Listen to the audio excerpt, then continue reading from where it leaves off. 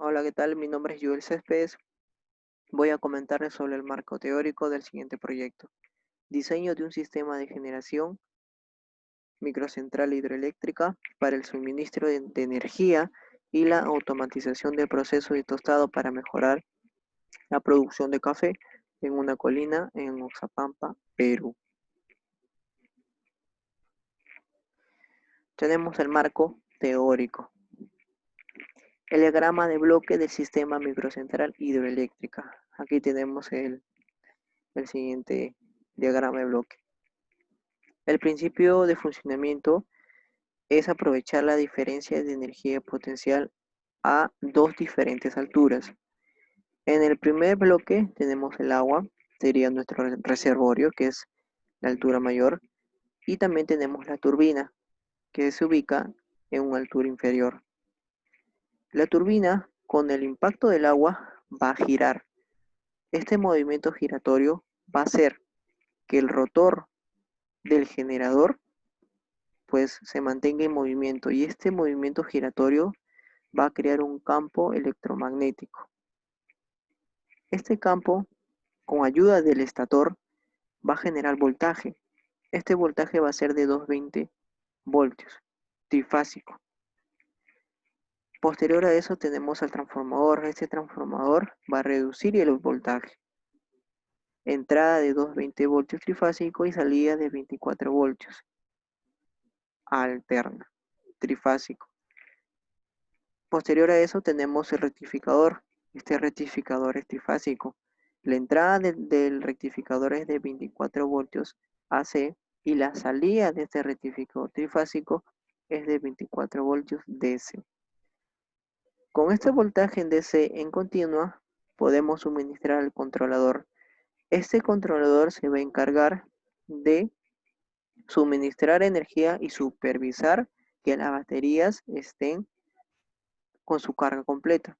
En caso que las baterías sean usadas por posibles fallos, tanto en la generación, lo que comprende turbina con el generador, o transformador también puede ser, o en el peor de los casos el rectificador, el controlador se va a encargar de suministrar el voltaje necesario para que la batería se mantenga con su carga llena. Esa es la función principal del controlador. Cuando las baterías están al 100%, están en óptimas condiciones, están llenas, el voltaje de flotación que se encuentra en el controlador va a ser derivado hacia las resistencias. Estas resistencias van a cumplir la función de tostar, ¿ya? De aumentar la temperatura hacia el grano de café, ya que va a ser insertado pues en la tolva de tostado. Ahora, la función de las baterías va a dotar de autonomía a la instalación en posibles fallos, sea en generación, como les comenté, tanto en la turbina como el generador, el transformador, rectificador. Si en el peor de los casos falla, entonces las baterías van a suministrar energía eléctrica con ayuda del controlador, con el inversor. Listo. Tenemos el inversor. El inversor va a cumplir la función ya de transformar el voltaje. El controlador le va a entregar un voltaje de 24 voltios AC y el inversor lo va a transformar a 220 voltios AC para que posterior a esto suministre energía eléctrica al sistema automatizado y también al sistema de la vivienda, en este caso.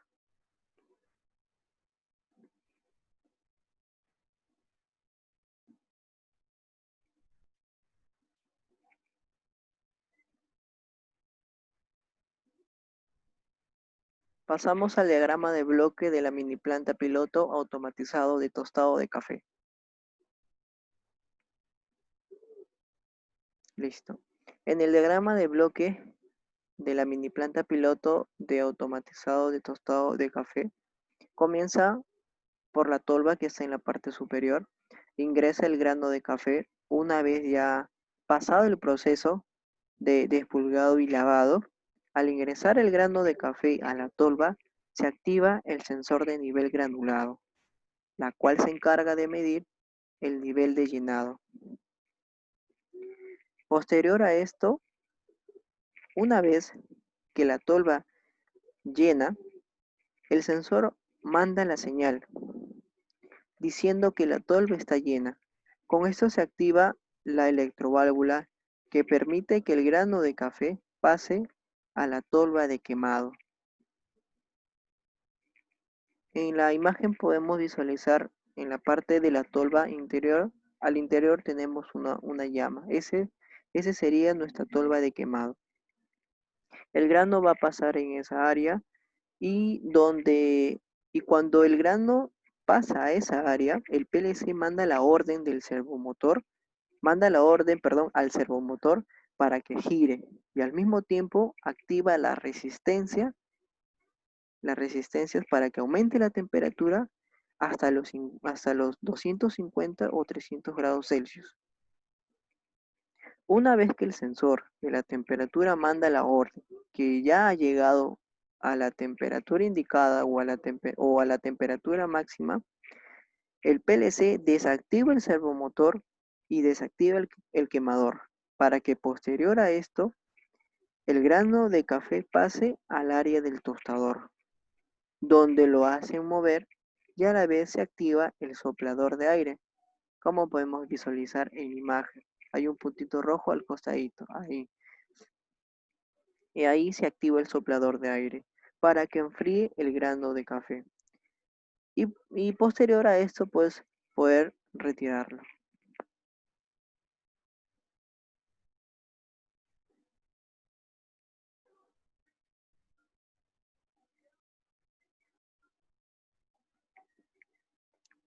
Continuamos con la parte teórica. Tenemos tres tipos de potencia. Potencia hidráulica, ya que básicamente es el movimiento del agua por esas diferencias de alturas.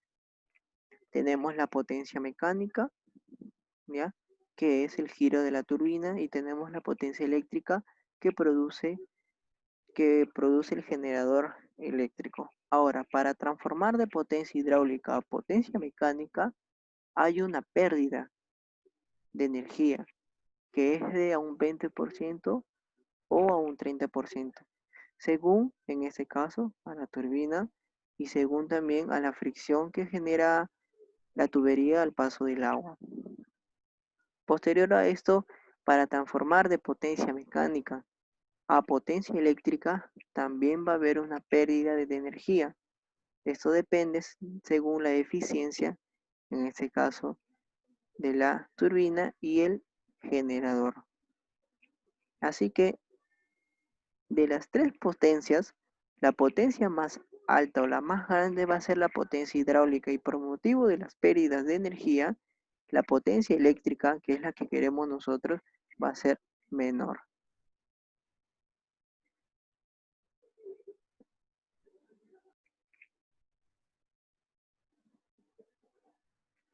Tenemos los cálculos teóricos. Para poder hacer los cálculos de los parámetros de las potencias, se necesitan algunas fórmulas. Acá tenemos las fórmulas más principales. Tenemos la fórmula para hallar la altura, ¿ya? Perdón.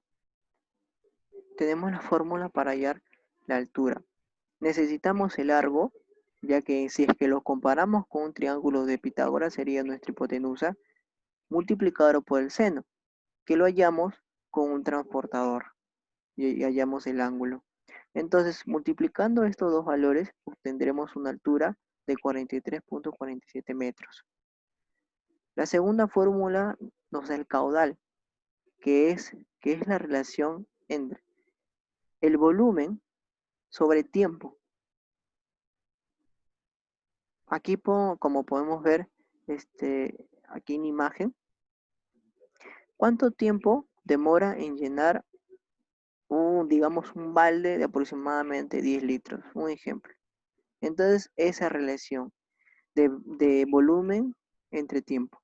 Como resultado nos ha dado un 19.95 litros por segundo. Posterior a esto queremos hallar también la potencia hidráulica.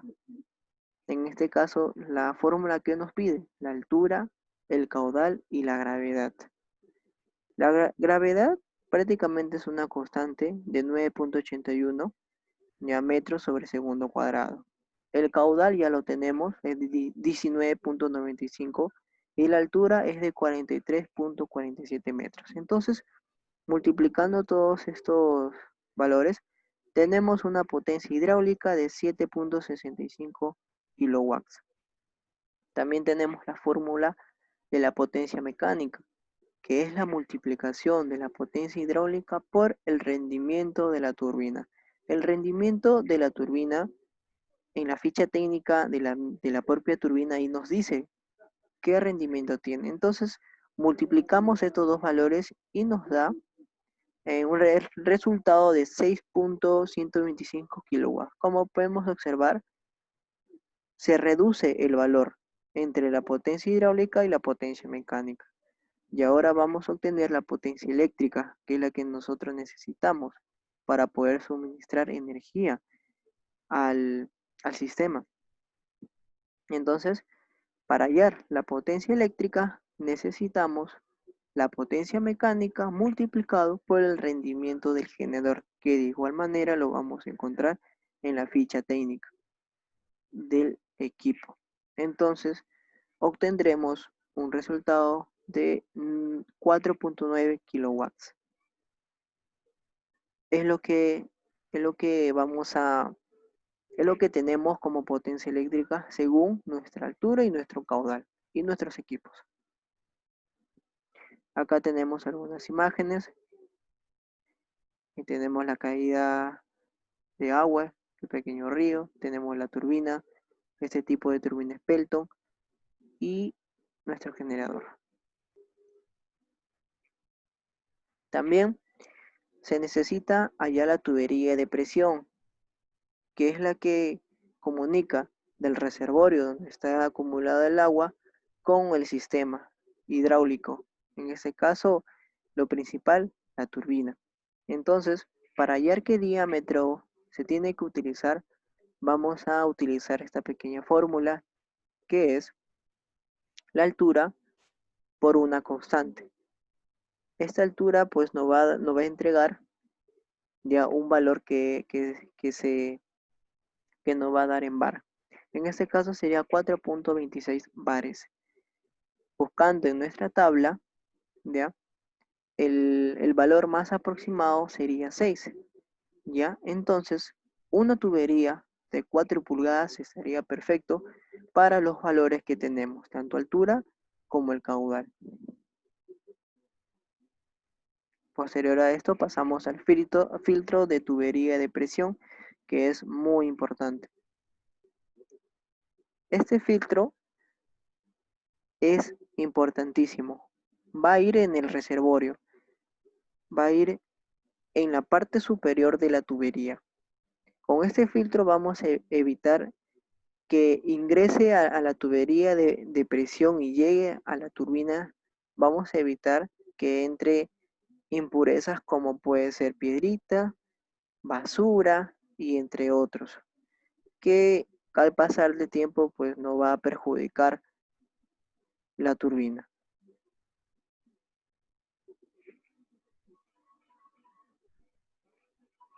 Tenemos a la turbina Pelton. Para el sistema hemos escogido esta turbina Pelton ya que se acopla a las necesidades, porque nosotros tenemos un caudal bajo con una altura regular. Esta tabla nos va a ayudar. Rango de aplicación. Aquí tenemos una tabla mostrando los tres tipos principales de turbina. Turbina Pelton, turbina Francis y turbina Kaplan. En este caso, en el lado izquierdo tenemos la línea de altura y en la parte inferior tenemos la línea de caudal. Entonces, la turbina Pelton nos indica que es eficiente trabajando con una mayor altura, ¿ya? Y con poco caudal. En cambio, la turbina Francis trabaja a mayor altura con mayor caudal. Y, y la turbina Kaplan trabaja con baja altura, pero con abundante caudal. Entonces, en ese caso, lo que se acopla mejor a las necesidades y a lo que tenemos en campo es la turbina Pelton.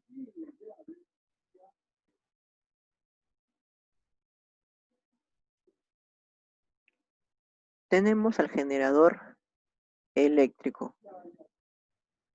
Tenemos al generador eléctrico. Este generador eléctrico es un dispositivo que convierte la energía mecánica a energía eléctrica por medio de un campo magnético que genera el estator y el rotor. En este caso, la turbina está conectada con el rotor.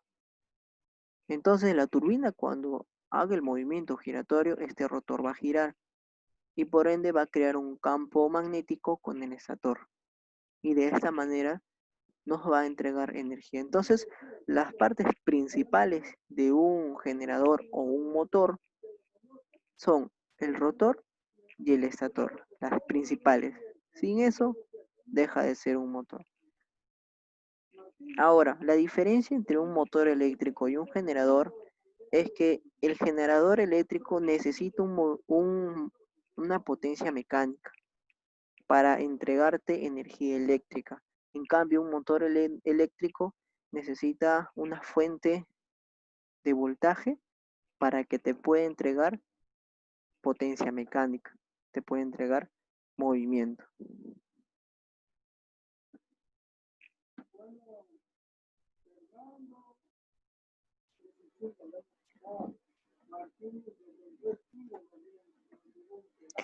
Transformador.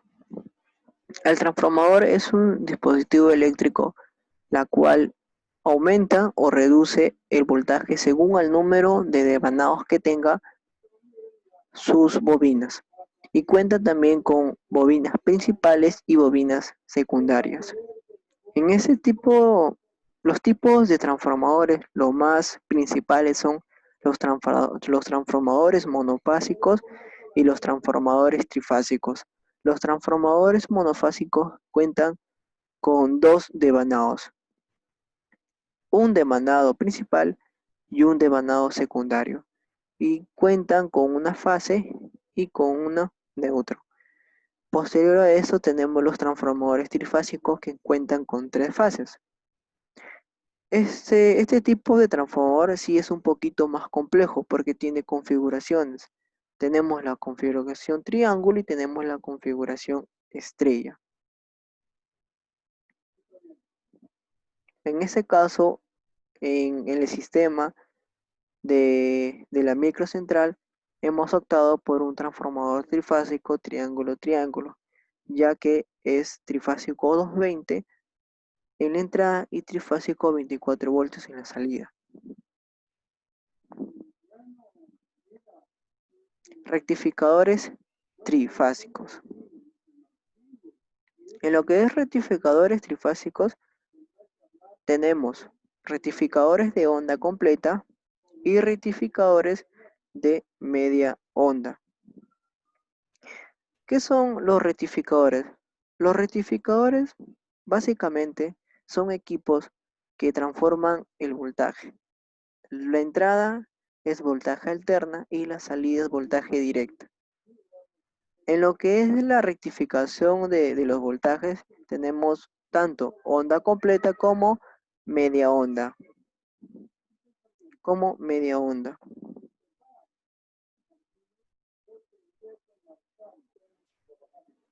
El rectificador de onda completa permite que la onda senoidal en la parte positiva pase por uno de los semiconductores, que serían los diodos.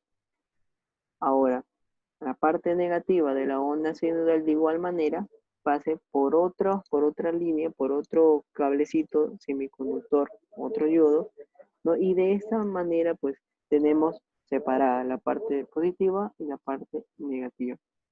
Ahora, con el rectificadores de media onda pasa diferente. Deja pasar solamente la parte positiva, pero en la onda senoidal hay tiempos muertos. Entonces, en la media onda solamente deja pasar la parte positiva y los puntos muertos, pues sería la parte negativa. Tenemos al controlador.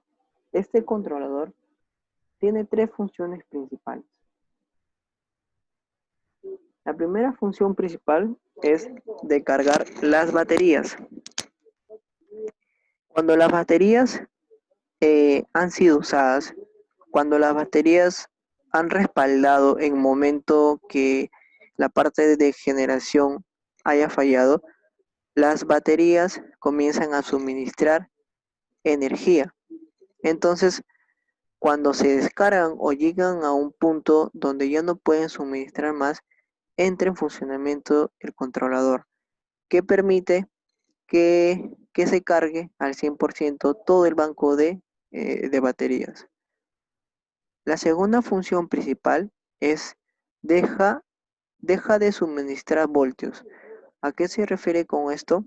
Que cuando las baterías estén 100% cargadas, ¿ya? El suministro de voltaje a las baterías deja de funcionar. Deja de funcionar. Ahora, si es que las baterías tienen un pequeño desgaste y necesitan ser cargadas, automáticamente el controlador va a dejar fluir voltaje, pero gradualmente, hasta que las baterías estén a un 100%. La tercera función principal es la de derivación de voltaje. Cuando las baterías estén al 100% y no necesitan ser cargadas, el voltaje que se acumula en el controlador, llamado voltaje de flotación, se deriva o lo deriva hacia el área de la resistencia. Hacia el área de las resistencias. Y estas resistencias de altas temperaturas pues sirve para quemar o tostar el café.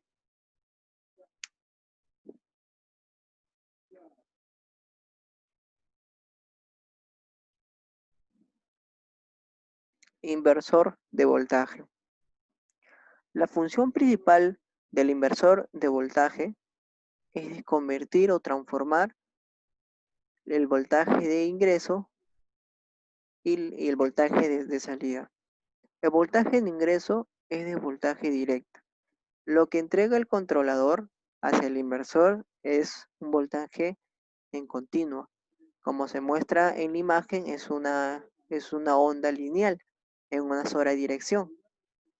Entonces, este inversor va a transformar o va a invertir el voltaje alterna en AC. Como vemos en la imagen, el voltaje AC pues tiene diferentes direcciones.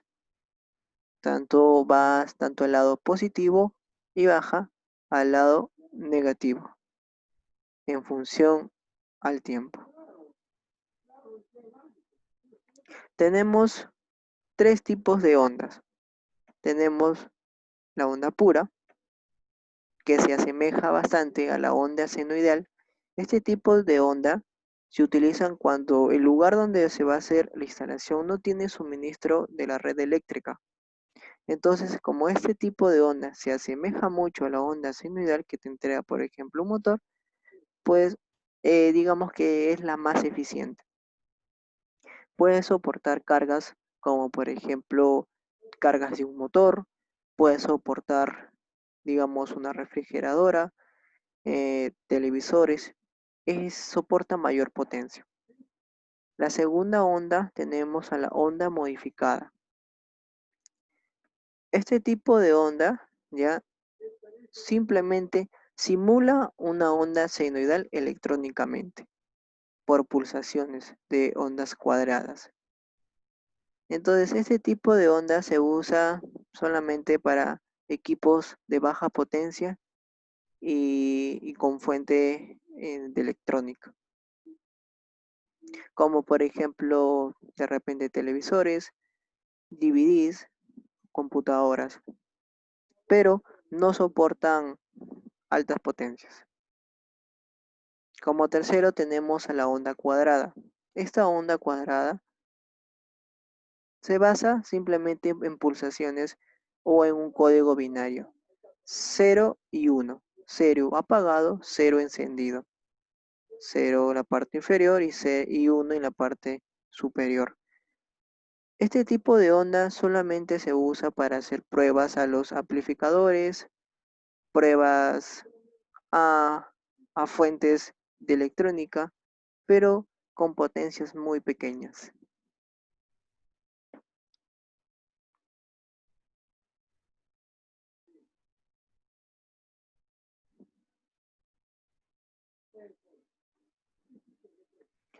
Pasamos al sistema de automatización. Tenemos al controlador lógico programable, que sería nuestro PLC. Son utilizados en muchas industrias y máquinas, a diferencia de las computadoras de propósito general. Estos equipos están diseñados para múltiples señales de entrada y salida, rango de temperaturas amplios, resistencias al ruido eléctrico, resistencia a la vibración y el impacto, sistemas en tiempo real. Las ventajas de este equipo es ahorro en el tiempo de proyectos. Se ahorra mucho tiempo en la planificación, en elaboración de proyectos, se ahorra mucho tiempo. También como ventaja es en las modificaciones. Su tiempo de modificaciones o alguna modificación de algún esquema, pues con este equipo se puede hacer rápido. También el tamaño. El tamaño de este equipo son pequeños, así que no ocupan demasiado tamaño en un tablero. Fácil mantenimiento. También ya, y el costo y tanto también en lo que es, y controla más, más cantidad de máquinas. Abarca más control en máquinas. Su desventaja es que cuenta o es que para que se haga un mantenimiento o para que se haga la instalación necesita un personal calificado. Sí o sí tiene que ser un personal calificado para que se pueda manipular este equipo.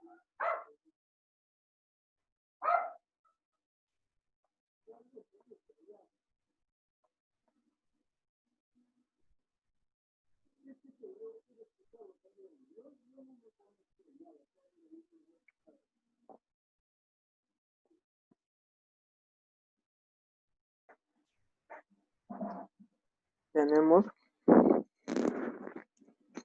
tenemos la resistencia tubular eléctrica. En lo que es resistencia tubular, su funcionamiento o su uso es para líquidos. Se usa para calentar agua, calentar aceites dentro de contenedores o tanques. Su bobina es de hilo resistivo, soldado a los extremos de sus conectores.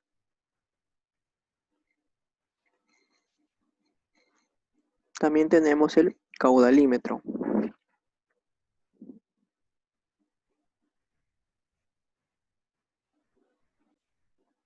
Con respecto, perdón, con respecto al caudalímetro, pues ese equipo tiene una bobina.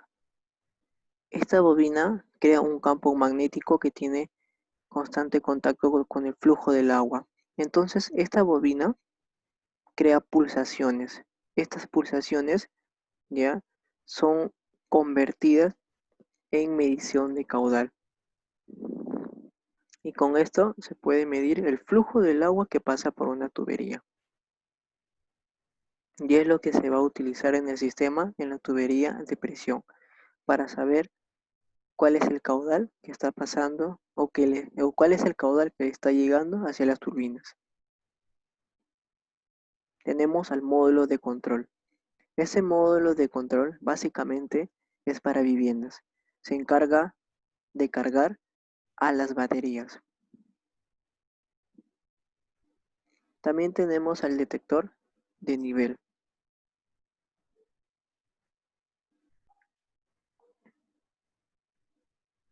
Este detector de nivel tiene un engranaje reductor y un motor síncrono que hacen girar al eje y a la paleta. Cuando la tolva está lleno y sobrepasa los niveles de la paleta, entonces la paleta deja de girar. Entonces el motor síncrono recibe esta señal y se detiene completamente. Y esto conectado por un sensor, ¿ya?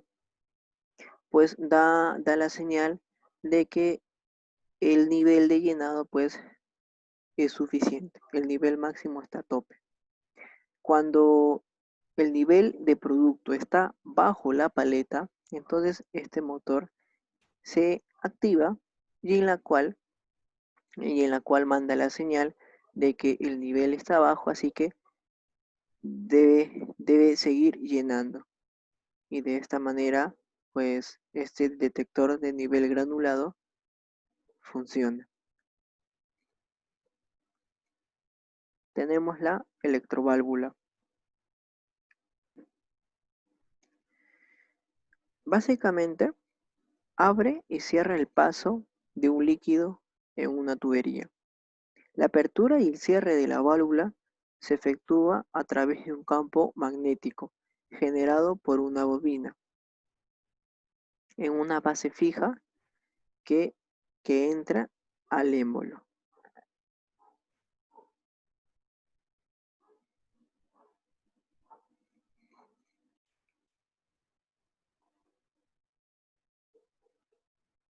Continuamos con los cilindros neumáticos. Estos cilindros neumáticos ya funcionan con aire comprimido, que con energía mecánica crean un movimiento rectilíneo de un cilindro que está internamente. Los tipos de cilindros neumáticos tenemos de simple efecto y doble efecto. El de simple efecto básicamente es el desplazamiento del cilindro en un solo sentido, porque tiene una sola entrada que se conecta a la manguera de aire, en la cual este aire lo impulsa al cilindro, ya que salga, pero, pero lo impulsa a salir, pero no lo retrocede. Entonces, para que este cilindro pueda retroceder y volver a su estado normal, necesita otro equipo adicional externo, como un diafragma. Ahora, con el, con el tipo de cilindro neumático de doble efecto, este vuelta tiene diferente funcionamiento. Cuenta con dos mangueras de aire que están conectados en dos extremos, manguera A y manguera B. Esta manguera A, cuando lo impulsa con aire, el cilindro sale, pero cuando la manguera B lo impulsa con aire, este cilindro de lo que está salido vuelve a su estado inicial, entra. Entonces, de esta manera, pues funciona el cilindro neumático de doble efecto.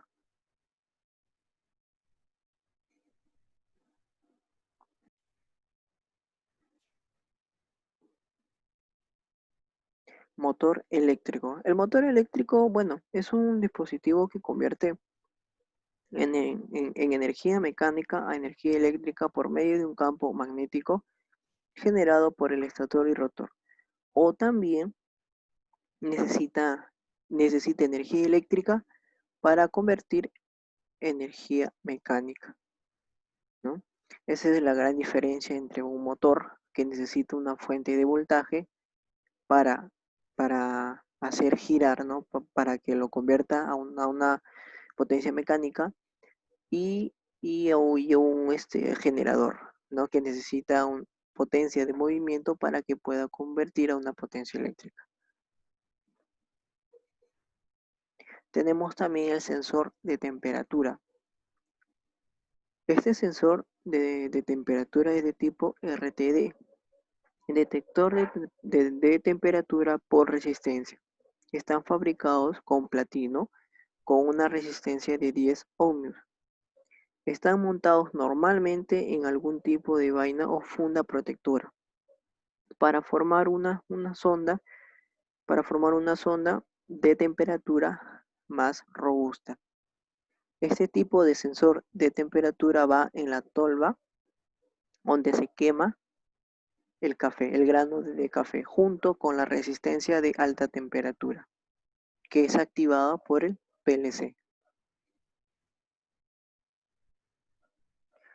También tenemos la sopladora. La sopladora es un dispositivo mecánico que consiste en el movimiento de dos aspas que fuerzan al aire a circular a través de un venturí, que es una reducción que aumenta la presión del aire en la salida.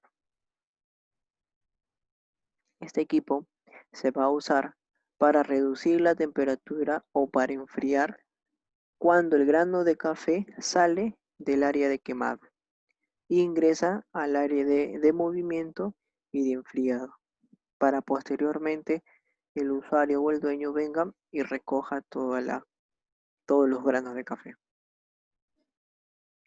También tenemos la unidad de mantenimiento.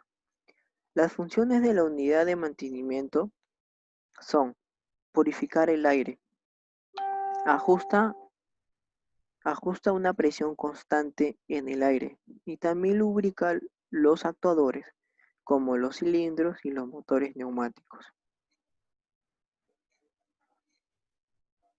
Los componentes importantes de una unidad de mantenimiento son tres: filtro, separador de agua, regulador de presión y lubricador.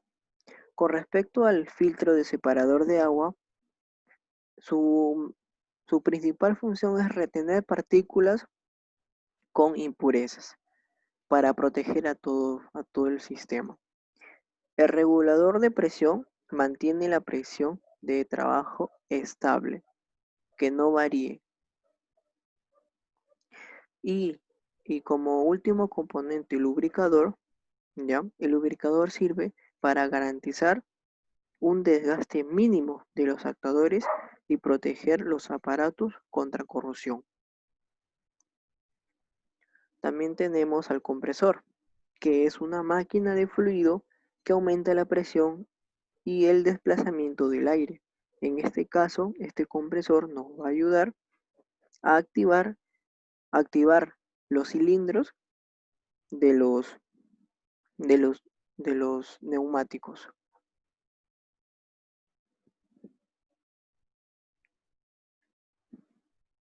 Y por último tenemos a la pantalla HMI. Este tipo de pantalla tiene una interfaz de máquina humano.